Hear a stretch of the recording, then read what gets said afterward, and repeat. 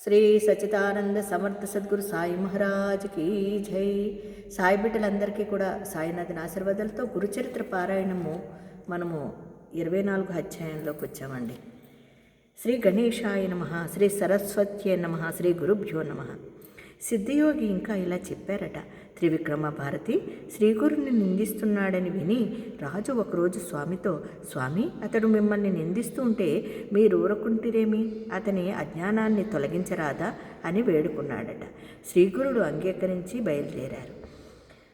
ఆ రాజు వెంటనే స్వామిని పూలమాలలతో అలంకరించి పల్లకీలో కూర్చోబెట్టి రాజలాంఛనాలతో కుమసి గ్రామానికి తీసుకువెళ్ళారటండి. ఆ ఊరేగింపు మహావైభవముగా కుమసి గ్రామం సమీపించే సమయానికి త్రివిక్రమ భారతి పూజ చేసుకుంటున్నాడటండి. ప్రతిరోజు నరసింహావతారము అతనికి దర్శనమిచ్చేవాడట. త్రివిక్రముడు ఆ మూర్తిని మనస్సులో నిలుపుకుని మానస పూజ చేసేవాడు. కానీ ఆ రోజు అతడెంత ప్రయత్నించినా కూడా ఇష్టదేవతామూర్తి దర్శనమివ్వలేదటండి. త్రివిక్రముడు, స్వామి నృసింహ, ఈరోజు మీరు నన్నెందుకు కరుణించలేదు? ఎంతో కాలంగా చేస్తున్న నా తపస్సంతా ఈరోజు భంగమయ్యింది. ఇక నేనేమి చేయగలను అని ఆర్తితో తనను కరుణించమని ప్రార్థించాడట. వెంటనే అతని మనస్సులో సపరివారంగా ఆ గ్రామానికి వస్తున్న శ్రీగురుని దర్శనము, ఇప్పుడు నేను నదీ తీరంలో ఉన్నాను, అక్కడికి వచ్చి దర్శించుకో అని దివ్యవాణి వినిపించిందటండి అతనికి. త్రివిక్రమ భారతి వెంటనే లేచి నది వద్దకు వెళ్ళాడట. కానీ అతనికి ధ్యానంలో కనిపించిన శ్రీగురుడే అక్కడ దర్శనమివ్వడంతో అతడు ఆశ్చర్యపడి శ్రీగురునికి సాష్టాంగ నమస్కారములు చేశాడట. మరుక్షణమే అతనికి సమస్త ప్రాణులు, రాజు పరివారము కూడా ఎదులాలాగా కనిపించారటండి.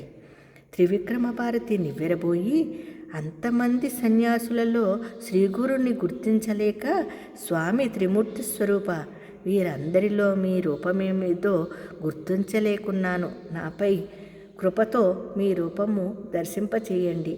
ఇంతకాలము నేను చేసిన మానస పూజకు సంప్రీతుడనైన ఆ నరసింహావతారుడే మీ రూపంలో నేడు ప్రత్యక్ష దర్శనము అనుగ్రహించారు. ఈరోజు నా తపస్సు ఫలించింది, అందువలననే మీ దర్శనము లభించింది అన్నాడు.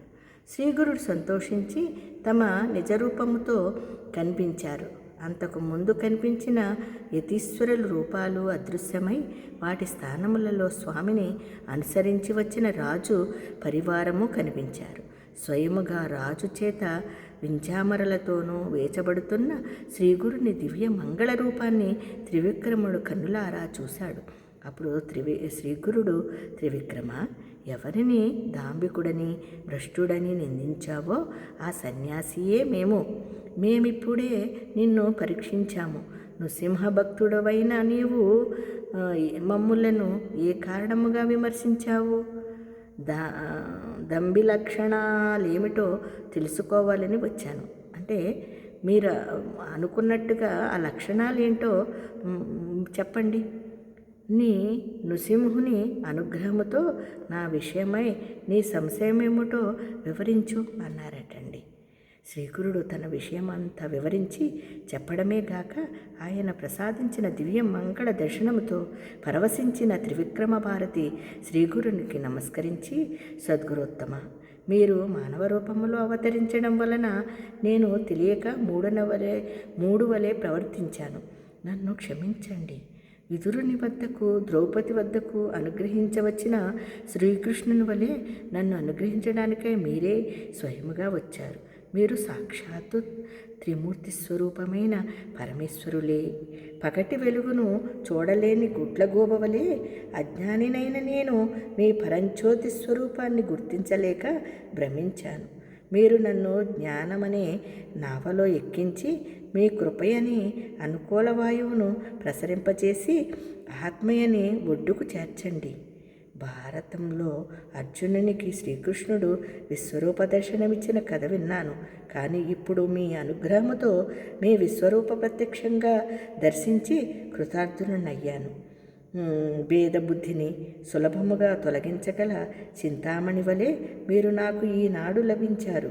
మీరే నా ఉపాస్య దైవమై నృసింహస్వరూపులు, శరణు శరణు అని స్తుతించాడటండి. శ్రీగురుడు అతనిని అనుగ్రహించి, త్రివిక్రమ, నీ భక్తికి సంతోషించాము. నీవు నృసింహస్వామికి చేసే అనుష్ఠానము మాకే చెందుతుంది. అది చేస్తుండు. నీకు పునర్జన్మ లేదు. నీకు జీవన్ముక్తుడవై పరమాత్మలో ఐక్యమవ్వగలవు అని ఆశీర్వదించి త్రివిక్రమ భారతిని ఆ గ్రామంలోనే ఉండమని ఆదేశించారటండి. తర్వాత ఆయన గ్రామాధిపతితోనూ పరివారంతోనూ మాకు అనుష్ఠాన సమయం అయింది, మేము ముందుగా వెళ్తాము, మీరు వెనుక రండి అని చెప్పి మనోవేగంతో సంగమానికి చేరుకున్నారు. తర్వాత శ్రీగురుడు స్వస్థానమైన గంధర్వపురము చేరారటండి. కనుక నామధారక శ్రీగురుడు భగవంతుడు కాడని, మానవమాతృడేనని తలచేవాడు 7 జన్మలు నరకం అనుభవిస్తాడు. ఈ పాయింట్ బాగా గుర్తుపెట్టుకోవాలండి మనం అందరం కూడా. చూసారా, ఇక్కడ చెప్పారు స్వామి, శ్రీగురుడు భగవంతుడు కాడని, మానవమాతృడేనని తలచేవాడు 7 జన్మలు నరకము అనుభవిస్తాడట. అదేవిధంగా బాబా గారిని భగవంతుడు కాదని నిందించిన ప్రతి ఒక్కరూ కూడా నరకమే కాదండి, చాలా చాలా అనుభవిస్తారండి.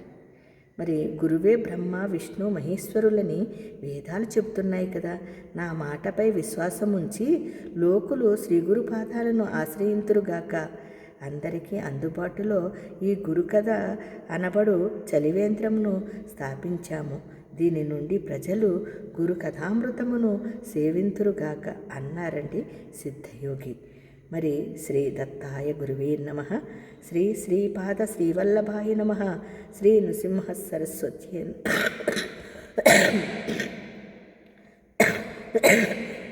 శ్రీ నృసింహ సరస్వతి నమః. 24వ అధ్యాయాన్ని మనం సంపూర్ణం చేసుకున్నామండి. అందరికీ జై గురుదత్త, శ్రీ గురుదత్త.